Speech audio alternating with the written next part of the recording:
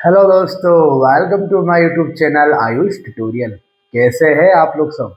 उम्मीद करता हूँ सारे बच्चे अच्छे ही होंगे। आज के इस वीडियो में हम देखेंगे system of particle and rotational motion chapter के कुछ अगले एग्जाम्पल्स। कल हमने एग्जाम्पल नंबर 1, 2, 3 फिनिश कर दिए थे। आज हम एग्जाम्पल नंबर 4, 5, 6, 7 फिनिश करेंगे। मतलब हमने कल 3 एग्जाम्पल किए थे, आज हम 4 एग्जाम्पल करेंगे और फिर हम कल अगले कुछ बचे कुछ एग्जाम्पल्स फिनिश करेंगे। तो जिस किसी को भी अपनी मंजिल तक पहुंचना है, ये आयुष सर आपको आपकी मंजिल तक जरूर पहुंचा के रहेंगे। और क्लास 9, 10, 11, 12 जो भी मैं पढ़ाता हूँ उससे बाहर बिल्कुल भी नहीं जाता। इसी वजह से वही बच्चे मुझे मैसेज करके बोलते सर मेरा पेपर बहुत अच्छा गया है, जो आपने पढ़ाया था वही आया, 90 से 95% ऐसा कैसा सिमिलर बैठ जाता है। जो 4 से 5% नहीं बैठता है उससे कॉन्सेप्ट अगर आप मेरे से पढ़ लेते हो सारी चीज़ें, तो वो भी आपसे ऑटोमेटिकली बन जाता है। तो कुल मिला के पूरा पेपर में कोई समस्या नहीं आती, चाहे वो एमपी बोर्ड हो चाहे वो सीबीएसई हो। पीवाईक्यू भी आपके लिए बहुत जल्द आने वाले हैं क्लास 9, 10, 11, 12 के लिए। पहले 12 के लिए अपलोड कर दिए जाएंगे, फिर 10 के लिए अपलोड कर दिए जाएंगे। बस बदले में आपका सपोर्ट चाहिए। मेरे चैनल को सब्सक्राइब करें, ज़्यादा से ज़्यादा शेयर करें और भी 11th क्लास के बच्चों को बताएं कि यहाँ पर एग्जाम्पल्स चल रहे हैं, जो कि बच्चों को बनते नहीं है इस चैप्टर के, system of particle and rotation motion के। तो आप सभी से अनुरोध है कि आप दूसरे बच्चों को भी लिंक शेयर करें, उनको बताएं कि देखो example with in 15 to 20 minutes में यहाँ पर कंप्लीट हो जाते हैं। 4 4 एग्जाम्पल डेली हम करते हैं। जो भी मैं पढ़ाता हूँ उसको डेली 10 से 15 मिनट आप लोग एटलीस्ट पढ़े करिए। तो चलिए हम स्टार्ट करते हैं आज का हमारा वीडियो। इसमें एग्जाम्पल नंबर 4, 5, 6, 7 है और बहुत ज़्यादा सिंपल है। कैसा सिंपल है ध्यान से आप लोग थोड़ा देखना है। देखिए, यहाँ पर अगर हम बात करते हैं, ये इमेज की बात कर रहे हैं, इमेज तो हमारा है ही नहीं या। देखिए यहाँ पर अगर हम बात करते हैं एग्जाम्पल नंबर 4, 3 हमारे हो गए थे। आज हम एग्जाम्पल नंबर 4 हम करने वाले हैं। कैसे आ रहा है बार बार। ठीक, एग्जाम्पल नंबर 4 देखिए हमारा। ठीक है, बहुत ज़्यादा सिंपल है, ध्यान से आप लोग देखना कैसे। Scalar and vector product of vectors, find the scalar और डॉट प्रोडक्ट और vector cross product of a two vector. हमारे पास ये दो वेक्टर है, एक ए है और एक बी है। इसका हमको डॉट प्रोडक्ट भी निकालना है और क्रॉस प्रोडक्ट भी निकालना है। तो देखिए बहुत सिंपल है। यहाँ पर हम पहले इसको 3i - 4j + 5 के हैं यहाँ पर वैल्यूज। देखिए हम इसको सोल्व करते हैं। ठीक है, बहुत ज़्यादा सिंपल है, कोई भी इसमें टफ वाली बात है नहीं। देखिए हम सॉल्व करते हैं यहाँ पर। चलिए अपन एक काम करते हैं, इसका स्क्रीनशॉट लेके एक अलग से पीडीएफ ओपन कर देना पड़ेगी। ठीक है, कोई दिक्कत नहीं, इसी में हम सॉल्व कर लेते हैं। यहाँ पर देखिए, देखो यहाँ पर जो आंसर है, आप आंसर भी आप लोग नोट डाउन कर सकते हो। डॉट प्रोडक्ट निकालना है, यहाँ पर क्रॉस प्रोडक्ट निकाला हुआ है। आप लोग उसका स्क्रीनशॉट ले लीजिए, ये भी आप लोग लिख सकते हो। वो मैं जो करा रहा हूँ वो भी सेम एज इट इज ही है। वो देखिए मैं आपको कराता हूँ। इन दोनों वेक्टर का हमको क्रॉस प्रोडक्ट और डॉट प्रोडक्ट निकालना है। देखिए यहीं पर मैं निकाल लेता हूँ, अगली बार से हम क्या करेंगे, एक यहाँ पर अपन एक वॉलपेपर मतलब एक स्क्रीनशॉट जो ब्लू कलर के बच्चों की डिमांड है, सब ब्लू कलर में या फिर येलो कलर में बहुत ज़्यादा मज़ा आ रहा है, पढ़ने में अच्छा लग रहा है, तो उनके लिए अलग से स्क्रीनशॉट लेकर वहाँ पर ओपन करा दूंगा कल से। तो नेक्स्ट वीडियो से आपको देखने को मिल जाएगा। ठीक है, अब यहाँ पर आपको एक चीज़ देखना बच्चा पार्टी। देखिए यहाँ पर हमको डॉट प्रोडक्ट निकालना है, ये ए है और ये बी है। तो देखो ए और बी का डॉट प्रोडक्ट क्या होगा, ए डॉट बी। सिंपल सा है, 2 मिनट का क्वेश्चन है, 2 मिनट का आंसर है। देखिए ध्यान से कैसे।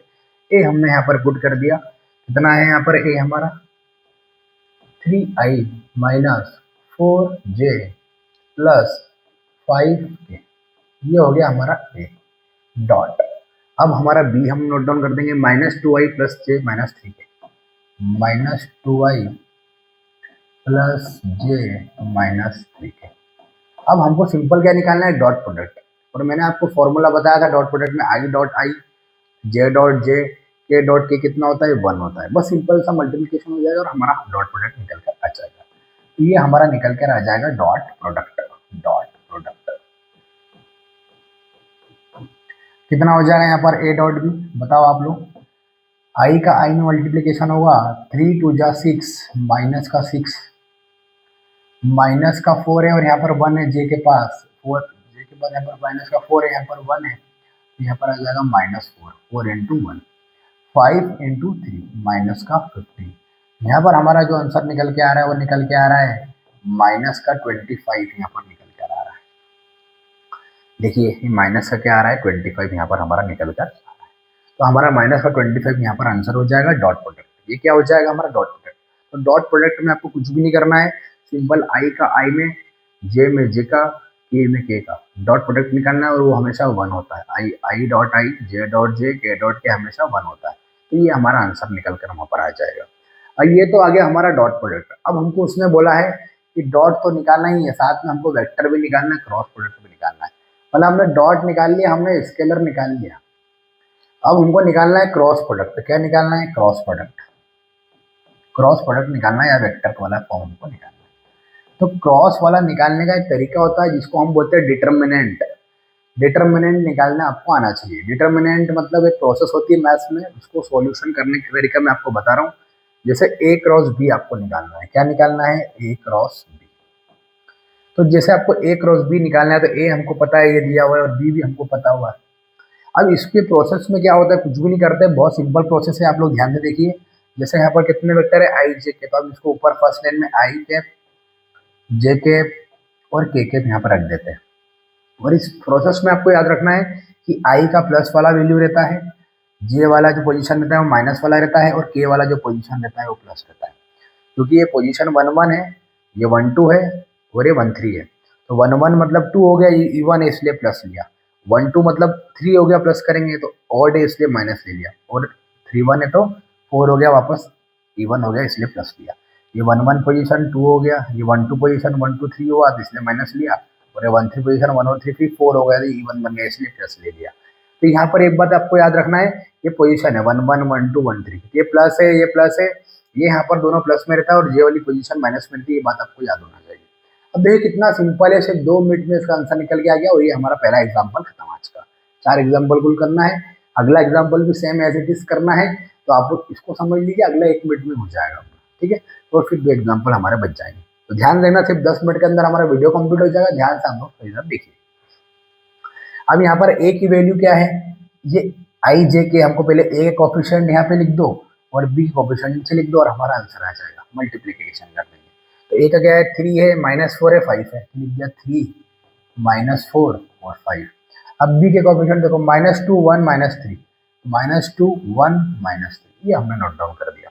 अब हमको दोस्तों क्या करना है? अब हमको कुछ भी नहीं करना है। अब हमको सिंपल सा हमारा तरीका है। सिंपल तरीका ये है कि हमको इसको सोल्व करना है। और सोल्व कैसे करते हैं? कुछ भी नहीं करते, पहले हम आई लिखते हैं, जो कि हमारा प्लस में, तो प्लस में लिख लेंगे ब्रैकेट में। अब यहाँ पर क्या कर दिया जाए, जैसे करस्पॉन्डिंग जो भी रहते हैं एडजेसेंट साइड्स की, जो राइट साइड की चीज़ें उनको छुपा लिया जाता है और बची हुई चीज़ का मल्टीप्लीकेशन कर दिया जाता है। मतलब इसकी साइड की चीज़ें ये छुपा लिया हमने और इसके नीचे की चीज़ हमने ये छुपा ली। तो हम कुल मिला के ये आई जे के और -2 -3 को छुपा रही है। देखिए इसको ऐसे। अब जो बच जाता है, ये 4 चीज़ें बच जाती है, इनके आपस में क्रॉस मल्टीप्लीकेशन हो जाता है। बस यही हमारा आंसर है। बस यही हमारा क्या रहेगा? आंसर रहेगा। ये प्रोसेस होती है डिटर्मिनेंट की। मैथ्स में आप लोग 12th क्लास में स्टडी करोगे इसको। तो कुछ नहीं करना, एडजेसेंट साइड को छुपा लिया हमने ये, और जो भी बचा हुआ है उनको क्रॉस मल्टीप्लाई कर दिया। तो यहाँ पर जब इसको छुपाएंगे तो 4 का देखो, यहाँ पर -4 का -3 मल्टीप्लाई करेंगे 12 आ जाएगा, है ना। और 1 का 5 में करेंगे तो 5 आ जाएगा, उसको माइनस कर देते हैं। तो क्या कर देते हैं? माइनस। तो इसका इसमें मल्टीप्लाई करेंगे, इसका इसमें मल्टीप्लाई करेंगे, उन दोनों को माइनस कर देते हैं। ये हमारा तरीका है। अब हम देख सेकंड कंडीशन जे की निकालते हैं। तो जे हमारा ऑलरेडी माइनस में आएगा। क्यों? क्योंकि ये पोजीशन यहाँ पर माइनस वाली, मैंने ऑलरेडी आपको बता चुका हूँ। 1 2 3 पोजीशन हो जाएगी, मतलब 1 2 मतलब 3 हो जाएगा, इवन ऑड हो जाएगा, ऑड हो जाएगा मतलब माइनस आ जाएगा। फिर हम जब के करेंगे तो प्लस तक के लिखेंगे। तो जैसे के हम पहले जे के लिए करते हैं, तो जे के राइट साइड वाली चीज़ों को छुपा लो। देखिए छुपा लेते हैं। ये जे की साइड वाली चीज़ को छुपा लिया और ये जे के नीचे वाली चीज़ों को छुपा लिया मैंने। अभी बचा क्या? 3 और 3 बचा और 5 और 2 बचा। देखिए ध्यान से। तो 3 का 3 इंटू 3 9 हो जाएगा और ये -10 हो जाएगा। तो 9, 3 इंटू 3 हो गया 9 और -2 इंटू 5 हो गया -10, और बीच में हम माइनस करते ही है तो -10 यहाँ लिख देते हैं अपन। ठीक है, ये पूरा बना जाता है। अब प्लस के की बात करते हैं। तो प्लस के की बात करते हैं तो के का राइट साइड वाले छुपा लो, ये छुपा लिया। अभी कितना हो जाएगा? -3 -3 -3 हो जाएगा और ये हो जाएगा 8। -2 इंटू -4 8 होगा और बीच में माइनस करते हैं इसलिए -8 आ जाएगा और यही हमारा आंसर रहेगा। ये कितना सिंपल है। अब इसको हम अच्छे तरीके से लिख लेते हैं यहाँ पर आंसर को। क्या हो जाएगा वहाँ पर, ये हो जाएगा 7i, फिर ये हो जाएगा माइनस माइनस प्लस हो जाएगा 19 हो जाएगा तो 19j हो जाएगा और प्लस का के और ये हो जाएगा -11 तो -11k हो जाएगा और ये प्लस माइनस माइनस हो जाएगा तो यहाँ माइनस आ जाएगा वापस। इतना आंसर आ गया 7i -19j -11k। यही हमारा क्या रहेगा, A क्रॉस B रह जाएगा। कितना सिंपल है, कितने सिंपल तरीके से हमने निकाला। कुछ भी नहीं करना है, बस i की वैल्यू निकालना है तो इसका राइट साइड वालों को छुपा लो और मल्टीप्लाई कर दो क्रॉस। j की वैल्यू निकालना है तो इसका राइट साइड वाले छुपा लो और मल्टीप्लाई कर दो क्रॉस। और k की निकालना तो k वालों को छुपा लो और इसका मल्टीप्लाई कर दो क्रॉस। तो दोनों का डिफरेंस निकाल लो। जैसे अगला क्वेश्चन हम करते हैं, ये क्वेश्चन हमारा कंप्लीट हो चुका है, इसको आप लोग नोट डाउन कर सकते हो। मतलब कितना सिंपल है, फिजिक्स में कोई भी दम नहीं है। फिजिक्स इतना ज़्यादा सिंपल है जिसकी कोई हद नहीं है, बहुत ज़्यादा सिंपल है। अब देखिए अगला क्वेश्चन भी सेम एज इट इज पूछा गया। एग्जाम्पल नंबर 4 हमारा कंप्लीट हो चुका है ना। एग्जाम्पल अगला कुछ प्लस माइनस में यहाँ पर प्रॉब्लम हुई हो तो एक बार आप चेक कर लेना, ठीक है। यहाँ पर आप लोग एक बार प्लस माइनस में कोई समस्या हो तो एक बार चेक करके देख लेना यहाँ पर, ठीक। जैसे यहाँ पर आप लोग देख सकते हो, इसमें यहाँ पर कोफिशिएंट कोई लिखा हुआ है। यहाँ पर जैसे इसमें किया हुआ है -9 और ये हो जाएगा -10। यहाँ पर 1 ही बच रहा है। एक बार इसको चेक करना है। यहाँ पर 2 माइनस का 2 कैसे है, यहाँ पर माइनस का 2 है क्या? जी हाँ माइनस का 2। उसका भी आप लोग को ध्यान रखना है। जैसे इसको छुपाएंगे तो -10 आएगा, इसको इससे मल्टीप्लाई करेंगे 9 आएगा माइनस का और इसको प्लस का 10 हो जाएगा। बिल्कुल यहाँ पर हमारा 1 ही बचेगा, 1 है ना। इसको ये नोट डाउन कर लेना है यहाँ पर आंसर। तरीका वही है जो तरीका करा अपन ने, वही तरीका है। जैसे अगला क्वेश्चन देखिए, अगले क्वेश्चन में हमको बोला है फाइंड द टॉर्क। हमको क्या निकालना है, टॉर्क निकालना है। टॉर्क निकालना है, टॉर्क का फॉर्मूला होता है पोजीशन वेक्टर इनटू फोर्स, यही होता है। यहाँ भी क्रॉस प्रोडक्ट निकालना है। क्या निकालना है, क्रॉस प्रोडक्ट। वो टॉर्क निकालने को बोला है उसने और एफ हमको दे दिया और आर हमको दे दिया, एफ हमको दे दिया और आर हमको दे दिया। यहाँ पर हम पुट कर लेते हैं। टॉर्क हमको फाइंड आउट करना है। आर हमारा कितना है, आई माइनस जे प्लस के, ये हो गया हमारा आर। और एफ कितना दिया हुआ है, एफ कितना दिया हुआ है, एफ हमको दिया है 7i plus 3j minus 5k, ये हमको दे दिया। तो ये लिख दिया हमने 7i plus 3j minus 5k।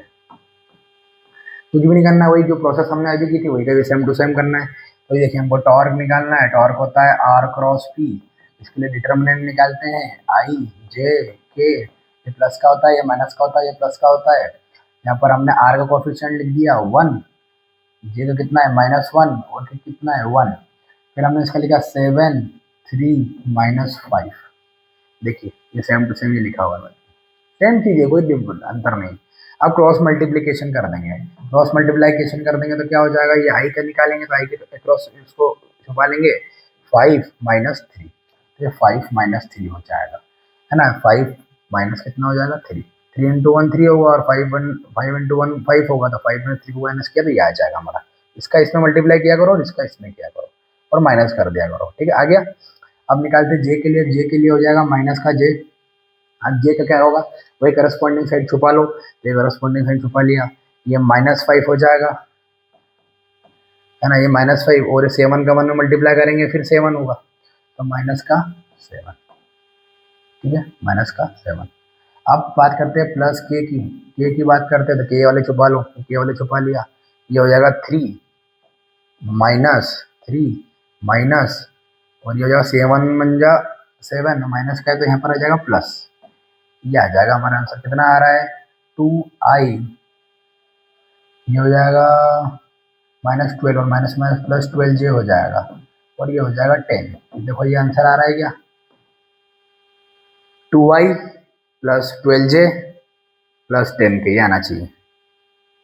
2i plus 12j plus 10k, ये हमारा आंसर निकल कर आ रहा है। देखिए कितना सिंपल है ये आपका आंसर। आर दिया, एफ दिया, ऐसा टॉर्क का डिटर्मिनेंट निकाल दिया, सॉल्व करें, हमारा आंसर है। इसको भी आप लोग ऐसे कैसे नोट डाउन कर सकते हैं, तो कर लीजिए नोट डाउन। 2 एग्जाम्पल हमारे खत्म हो चुके, 2 और बचे। बहुत सिंपल है, वो भी विदिन 5 मिनट्स कंप्लीट हो जाएंगे। ध्यान रखना जितने बच्चे ऑनलाइन है ऑफलाइन, जितने बच्चे सब ध्यान से देखना। अब मेरी एक बात थोड़ा समझना, डिटर्मिनेंट में कुछ भी नहीं करना है, हमको आई जे के की वैल्यू निकालना रहता है। जब आई की निकालते तो आई के अक्रॉस साइड वाले छुपा लेते हैं और आई के नीचे वाली वैल्यू छुपा लेते हैं। जब जे की वैल्यू निकालते हैं तो जे के ऊपर वाली वैल्यू छुपा लेते हैं, जे के नीचे वाली वैल्यू छुपा लेते हैं और बची हुई टर्म्स का आपस में क्रॉस मल्टीप्लाई करके उसका डिफरेंस निकाल लिया जाता है। इस तरीके से वहां पर टॉर्क फाइंड आउट कर दिया जाता है। तो कितना सिंपल है फिजिक्स, है कि नहीं सिंपल। अब एग्जाम्पल नंबर अगला हम करते हैं। 3 एग्जाम्पल हमने कल कर लिए थे, 4 और 5 हमने आज कर लिए, 4 और 5, अब 6 और 7 कर रहे हैं, है ना। तो आज के 4 एग्जाम्पल हो जाएंगे। तो एग्जाम्पल नंबर 6 देखिए ध्यान से और एग्जाम्पल नंबर 7 देखिए। एग्जाम्पल नंबर 6 कितना सिंपल है, बहुत ही ज्यादा सिंपल है। वो बोल रहा है हमको शो करना है, show that the angular momentum about any point of a single particle moving a constant velocity remains constant through out the motion. हमको ये बताना है कि जो भी पार्टिकल है वो पार्टिकल अगर कांस्टेंट वेलोसिटी से मूव कर रहा है थ्रू आउट द मोशन, मतलब ये कोई पार्टिकल है, ये पार्टिकल कंटिन्यूसली मूव कर रहा है कांस्टेंट वेलोसिटी से। अगर ये कंटिन्यूसली कांस्टेंट वेलोसिटी से मूव करता है तो इसका एंगुलर मोमेंटम क्या बताना है, इसका एंगुलर मोमेंटम भी कांस्टेंट होगा, हमको ये बताना है। मतलब एल हमको कांस्टेंट बताना है कि ये जो एल है ये कांस्टेंट है। कब एंगुलर मोमेंटम कांस्टेंट है, जब कोई भी पार्टिकल, कोई भी ऑब्जेक्ट सीधे सीधे लाइनों पर वहां पर चल रहा है। तो हम एंगुलर मोमेंटम को कांस्टेंट कब बता पाएंगे, बताइए आप लोग। अमन आप बताइए, आकाश, इधर जितने बच्चे ऑफलाइन बैठे हैं तो बता सकता है, तो ऑनलाइन में कमेंट करके बताओ कैसे दिखाएंगे। हमको सभी को पता हुआ है कि भैया एंगुलर मोमेंटम क्या होता है। एंगुलर मोमेंटम होता है position vector into linear momentum. तो पोजीशन वेक्टर का अगर हम क्रॉस प्रोडक्ट कर देते लीनियर मोमेंटम के साथ तो हमको एंगुलर मोमेंटम मिल जाता है। और एक बात और याद रखना कि हम मोमेंटम को क्या लिख सकते हैं, मोमेंटम को हम लिख सकते हैं मास इंटू वेलोसिटी। मोमेंटम को हम लिख सकते हैं मास इंटू वेलोसिटी। तो हम मोमेंटम को लिख सकते हैं मास इंटू वेलोसिटी। अब एक बात वो थोड़ा ध्यान रखना आप लोग कि ये जो प्रोडक्ट मास तो हमारा कांस्टेंट है वो बाहर आ जाएगा और आर क्रॉस बी हो जाएगा। मतलब जो एंगल रहता है वो आर और बी के बीच में रहता है ना। जैसे बी यहाँ पर है और आर मान लो यहाँ पर डिस्टेंस है, तो थीटा जो होगा वो आर और बी के बीच में रहेगा। आर हमारा पोजीशन वेक्टर रहता है ओरिजिन से। अब ये इनको हम अगर क्रॉस को हटा दे तो आ जाता है M R B sine theta, या फिर इसको हम बोलते हैं M V R sine theta, ये बोलते हैं। अब हमको प्रूफ करना है कि एल कांस्टेंट है throughout the motion, L constant है जब वेलोसिटी भी कांस्टेंट है। तो क्वेश्चन ने बोला है कि वेलोसिटी भी क्या रहेगी, कांस्टेंट। तो वेलोसिटी क्या रहेगी, कांस्टेंट। सबसे बड़ी बात मास भी तो कांस्टेंट रहेगा, तो जो ऑब्जेक्ट हमारा यहाँ पर चल रहा था वही ऑब्जेक्ट बाद में भी चलेगा। तो मास जब कांस्टेंट रहेगा, वेलोसिटी कांस्टेंट रहेगा, पोजीशन वेक्टर हमारा कांस्टेंट रहेगा, तो ऑटोमेटिकली थीटा भी कांस्टेंट हो जाएगा। और इतनी सारी चीजें अगर कांस्टेंट रहेगी, एम भी कांस्टेंट, वी भी कांस्टेंट, आर भी कांस्टेंट, साइन थीटा भी कांस्टेंट, तो एल भी हमारा खुद में क्या बन जाएगा, कांस्टेंट बन जाएगा। तो एल हमारा कांस्टेंट आंसर हमारा आ जाएगा, निकल कर आ जाएगा। आई बात समझ में नहीं समझ में। मतलब अगर आपको एंगुलर मोमेंटम को कांस्टेंट बताना है, अगर वो object through out the motion move कर रहा है, सेम वेलोसिटी से मूव कर रहा है, कांस्टेंट वेलोसिटी से मूव कर रहा है, तो आपको क्या करना है, L equal to M V R sine theta होता है। एम भी कांस्टेंट है, वी भी कांस्टेंट है, आर भी कांस्टेंट है, साइन थीटा भी कांस्टेंट है, जिसका मतलब क्या होता है, एल हमारा कांस्टेंट वहां पर निकल कर आ जाएगा। किस कंडीशन में, जब हमारा object through out the motion same velocity से मूव करेगा, सेम वेलोसिटी से मूव करेगा, तो उसी कंडीशन में पॉसिबल होगा जब मास भी बॉडी का सेम होगा उतनी होगा। अब मैं अगर किसी वेलोसिटी से सेम अगर आगे जा रहा हूँ तो मेरा मास अभी जितना बाद में भी उतनी होने वाला है, इसमें सोचने वाली कोई बात नहीं। तो ये हमारा हो जाता है क्वेश्चन नंबर एग्जाम्पल नंबर 3, इसको आप लोग नोट डाउन कर लो। अगला एग्जाम्पल, लास्ट एग्जाम्पल आज का 7th वाला फिनिश करते हैं। कल हम करेंगे 4 से 5 एग्जाम्पल्स। जी हाँ, 4 से 5 एग्जाम्पल्स, तो कोई भी छुट्टी नहीं मारेगा। डेली आप लोग पढ़े करेंगे, ऑनलाइन पढ़ा रहा हूँ तो भी डेली पढ़ना है। मेरे पढ़ाने के बाद तुरंत 10 मिनट आपको खुद को भी पढ़ना है।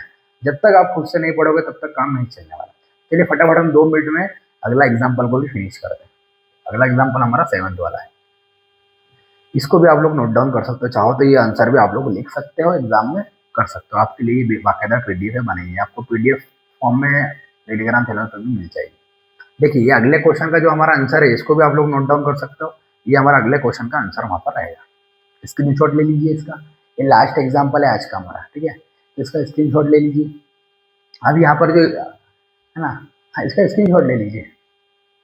अब इसको बहुत सिंपल तरीके से मैं आपको बताने वाला है क्वेश्चन है क्या एक्चुअल में, ठीक है। थोड़ा मैं अपने क्वेश्चन बड़ा कर देता हूँ।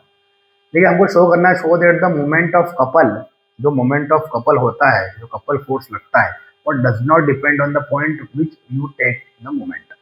मतलब आपको ये बताना है कि जो कपल होता है, जैसे मान लेते हैं ये दो पॉइंट है ए और बी।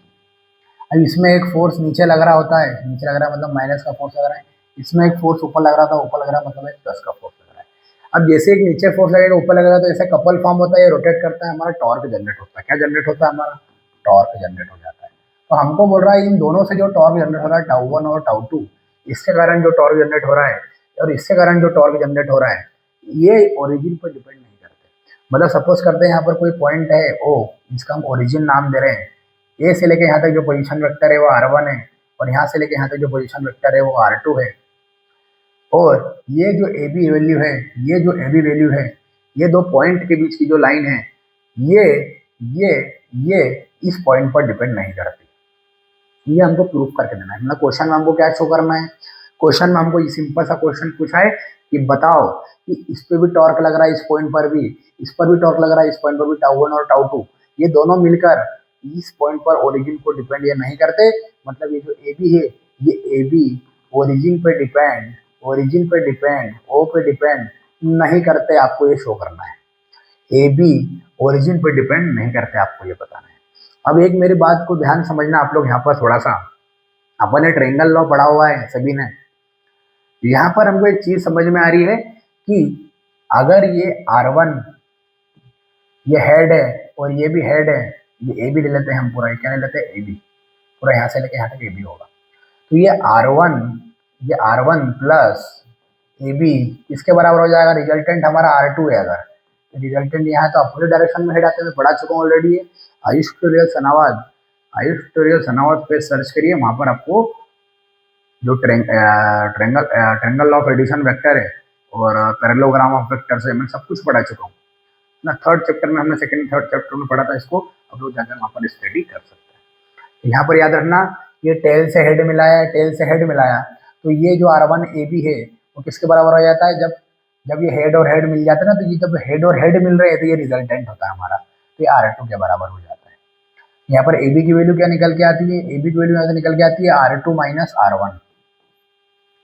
R2 माइनस R1 यहाँ पर निकल कर आ जाती है ए बी की वैल्यू। ये हमने क्यों निकाली? देखो हमको अब आंसर समझ में आएगा। हमको प्रूफ करना है कि ये जो ए बी है ये ओ पे डिपेंड नहीं करता, ओरिजिन पर डिपेंड नहीं करता। तो अगर ये जो टॉर्क लग रहा है इसमें अगर हमारा ओरिजिन या R1 और R2 आएगा ही नहीं, सिर्फ ए बी आ जाएगा, जिसका मतलब ये शो हो जाएगा कि ओरिजिन पर डिपेंड नहीं कर रहा है ए बी। सिर्फ अगर ए बी आ गया, ओरिजिन आया नहीं, तो मतलब क्या है? तो दोनों अगर साथ में आ गए ए बी और ओ, तो फिर ओरिजिन पर डिपेंड करेगा। बट सिर्फ ए बी अगर हमारे आंसर में आ गया, मतलब ए बी जो है वो ओरिजिन पर डिपेंड नहीं कर रहा, तो मेरे कैसे आएगा आंसर? तो ये टोटल टॉर्क हम जब निकालेंगे, टाउ वन कितना होगा? टाउ वन यहाँ पर पोजीशन वेक्टर क्या होता है? टॉर्क। टॉर्क होता है हमारा R इंटू एफ। तो R हमने लिखा है यहाँ पर R1 और F हमने लिखा है यहाँ पर माइनस का F, और यहाँ पर कौन सा F लग रहा है? प्लस का F लग रहा है। तो R2 इंटू प्लस का F। अब क्या कर देंगे? आंसर आ गया हमारा। कैसे आंसर आ गया? देखिए यहाँ पर जो है इन दोनों में से मैंने F को कॉमन निकाल लिया, अंदर बचा R माइनस का और प्लस R2। तो यहाँ पर क्या हो गया? F R2 माइनस R1, और यही R2 माइनस R1 किसके बराबर है? ए बी के बराबर है। समझ मेरी बात की नहीं? तो यही R2 माइनस R1 यहाँ पर ए बी के बराबर है। मतलब जो टॉर्क होता है वो ए बी पर डिपेंड कर रहा है, ओरिजिन पर डिपेंड नहीं कर रहा है, ओरिजिन पर डिपेंड नहीं कर रहा है। यही तो हमको शो करना था। ये जो टॉर्क है वो ए बी पर डिपेंड करता है, ओरिजिन पर डिपेंड नहीं कर रहा है। या फिर हम ऐसा वाइस वर्सा कह सकते हैं, ये जो ए बी है इस पर जो फोर्स लग रहा है, इस पर जो ए बी है इस पर जो फोर्स लग रहा है, ये जो टॉर्क लग रहा है वो ओरिजिन पर डिपेंड नहीं करते। यही हमको यहाँ पर शो करके देना था, और यही हमारा एग्जाम्पल नंबर 4 था। जो कितना सिंपल क्वेश्चन थे, आज हमको कुछ भी नहीं करना था, सिंपल हमको डिटर्मिनेंट सोल्व करते आना चाहिए थे अच्छे दो क्वेश्चंस में, जो कि आई जे के लिख के उनके कोफिशिएंट्स को नीचे लिख के और राइट साइड वाली वैल्यूज को छुपा के क्रॉस मल्टीप्लाई करके माइनस करके वहाँ पर आंसर निकाला था। और यहाँ पर हमने देखा कि कैसे हमने यहाँ पर जो ए बी है वो ओरिजिन पर डिपेंड नहीं कर रहा है, क्योंकि जो हमारा आंसर निकला है इसमें ए बी और फोर्स है, वहाँ पे कोई भी ओ का R1 R2 का जिक्र नहीं है, ओरिजिन का जिक्र नहीं। तो ये आज के 4 एग्जाम्पल हमारे खत्म होते हैं। उम्मीद करता हूँ आपको वीडियो अच्छा लगा होगा। अगर अच्छा लगा हो तो मेरे चैनल को सब्सक्राइब करें और ज़्यादा से ज़्यादा शेयर करें, और जो मैंने पढ़ाया, रिक्वेस्ट है कम से कम 10 मिनट एटलीस्ट आप उसको देख लीजिए। ज़्यादा नहीं बोल रहा हूँ, सिर्फ 20 मिनट मेरे वीडियो को दीजिए और 10 मिनट आप खुद पढ़िए। मैं गारंटी के साथ कहता हूँ तो पूरे मार्क्स आ जाएंगे। और अगर समझ में नहीं आया है तो एक बार दोबारा वीडियो देखिए, मैं वादा करता हूँ आपको समझ में ज़रूर आएगा। और ज़्यादा से ज़्यादा बच्चों को शेयर करेंगे तो 1-2 दिन बाद हम नया चैप्टर ग्रेविटेशन स्टार्ट करने वाले हैं। तो ठीक है, हम मिलेंगे हमारे अगले वीडियो में। तब तक जिसको जो करना हो करो, बस 10 मिनट जरूर पढ़ना, उसके बाद ही कुछ और करना।